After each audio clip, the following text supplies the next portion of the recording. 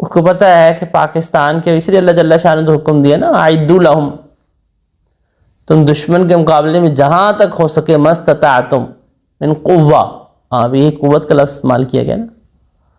کہ جتنا تم سے ہو سکے تم دشمن کے مقابلے میں قوت کے ساتھ تیاری کرو۔ تو اگر آج پاکستان سے یہ قوت نکال لی جائے، پاکستان کی ایٹمی طاقت، تو ہمارا جو دشمن بیٹھے ہوئے ہیں وہ تو منٹ لگائیں حملہ کرنے پہ۔ تو کسی قوم کی جو بقا ہوتی ہے وہ اسلحے سے، طاقت سے ہوتی ہے، پہلے زمانے میں بھی تھا اور آج کے زمانے میں بھی، ورنہ دشمن جو ہے وہ بم مار کے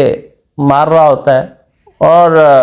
مسلمان صرف خالی اپیلیں کر رہے ہوتے ہیں اور احتجاج کر رہے ہوتے ہیں۔ پھر ہمارے آج کے مسلمان حکمرانوں کو اور مسلمان قوموں کو یہ سمجھنا ضروری ہے، عربوں نے اس حقیقت کو نہیں سمجھا، اگر سمجھ رہے ہوتے تو وہ اپنے ان پیسوں کو جو انہوں نے بلند و بالا عمارتیں بنانے میں اور اس کا مقابلہ کرنے میں لگایا، اس کی 1/3 رقم بھی اگر اپنے پاس اسلحے میں اور ٹیکنالوجی کے اوپر لگا دیتے تو آج دنیا کا نقشہ بہت تبدیل ہوتا۔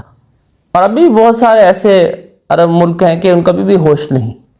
امن کا جو نعرہ دیا نا دنیا کے اندر،